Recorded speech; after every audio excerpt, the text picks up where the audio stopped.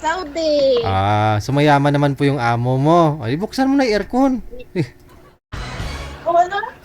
Mainit na po. Sobrang init. Di buksan ang aircon para di ka mainitan. Total mayaman na may Ay, amo mo.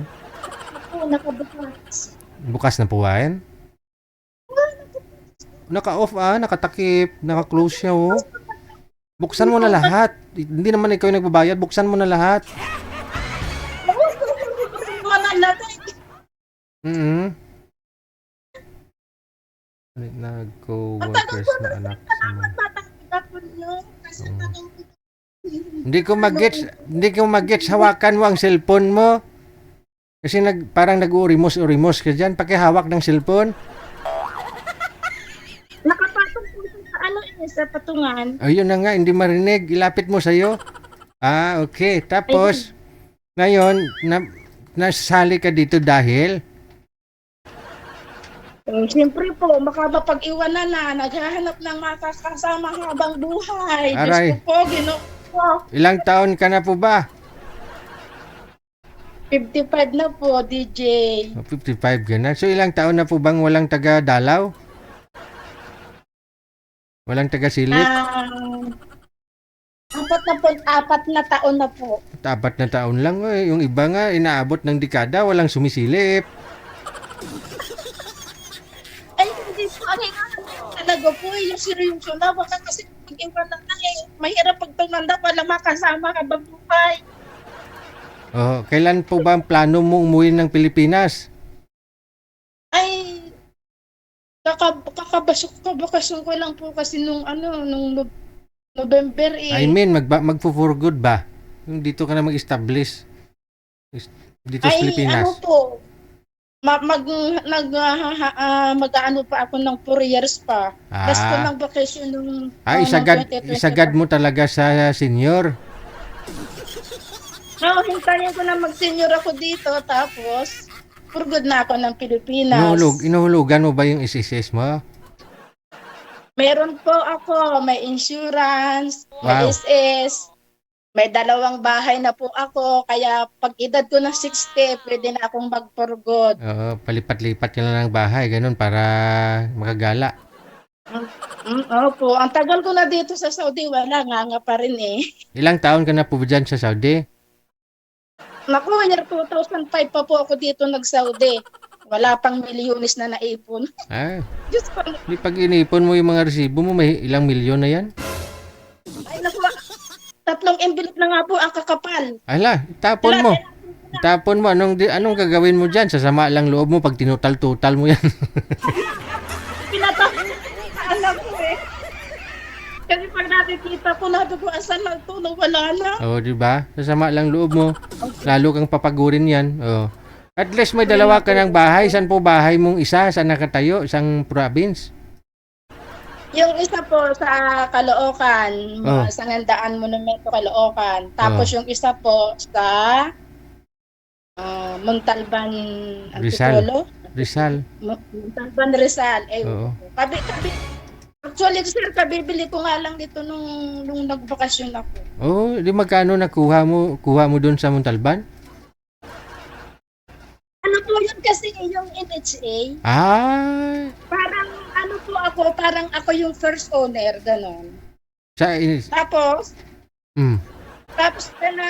nung pumunta ako dito, ay maganda naman yung bahay kasi may tumira nga ako ang unang nakabili. Ay pinaparentahan ko ngayon. Nakuha ko siya ng 475. Ilang square meter? Ano ba yun? Ay, nakalimutan ko na, sir. Hindi ko natandaan. Pero malaki po nakita ko siya as in. Kasi nandun din yung bahay nung anak kong panganay sa kaya doon ako nakakuha.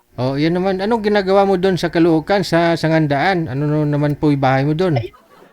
Naunahan kong bahay nung simula nung nag-abroad ako.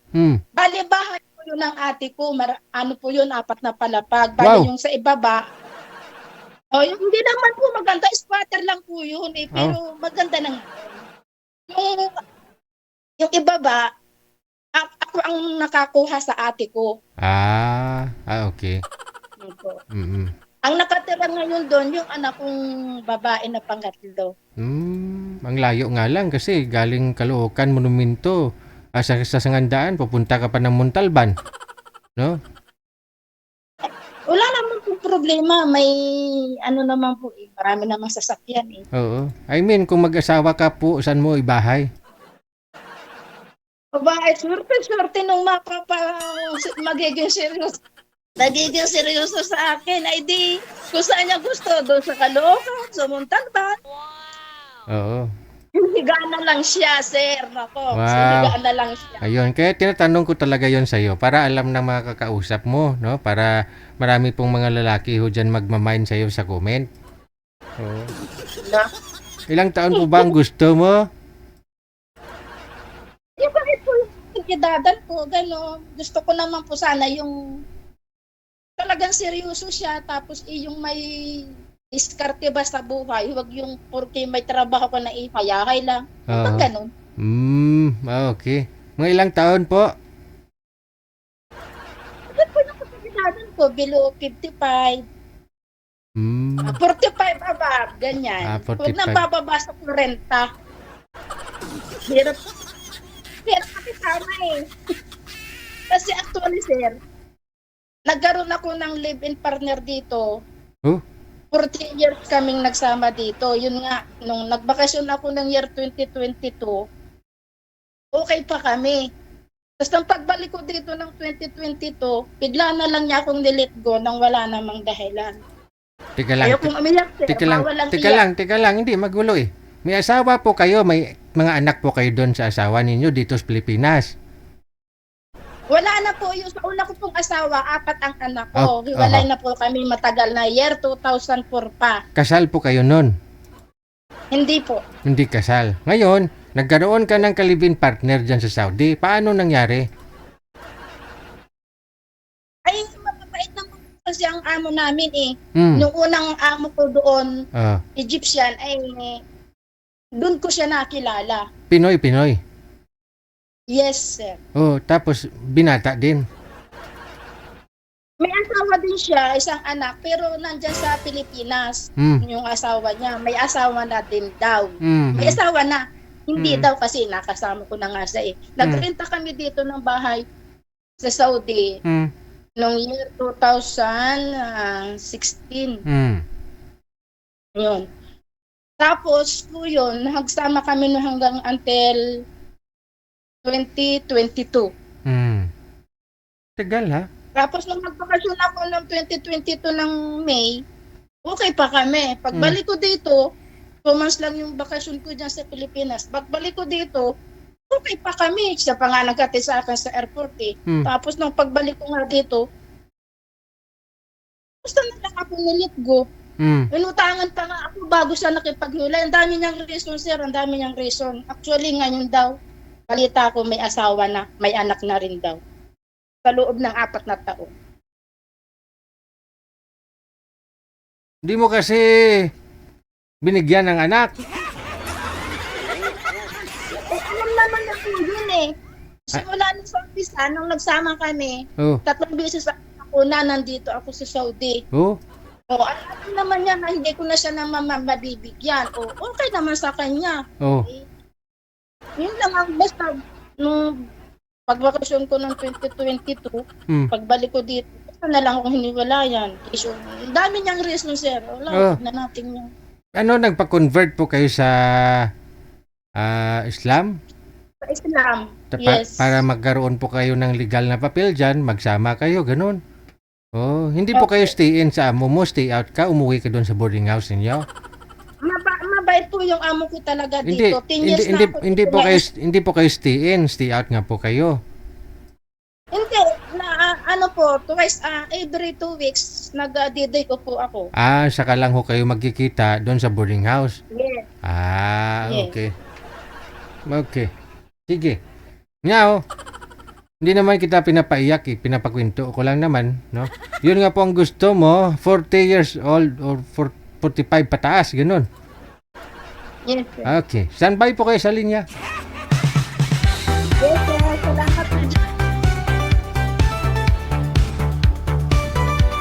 Mga mga marites, inyong napakinggan.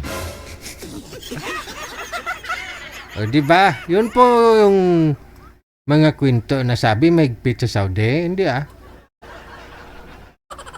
Sabihin daw, hindi daw sila makaka-boyfriend. Kaya nga po sabi ko, depende sa amo. Minsan nga, kahit mahigpit yung amo, kung gustuhin, tulad ho kay madam, may kilala nga ho ako, pareho kasal dito sa Pilipinas, nagpakasal pa sila doon sa Islam. Doon sa Saudi, napakonvert silang dalawa. May papel. May asawa sila doon, may asawa dito sa Pilipinas. Yung iba nga hindi nga nagpa-convert Tagpo-tagpo lang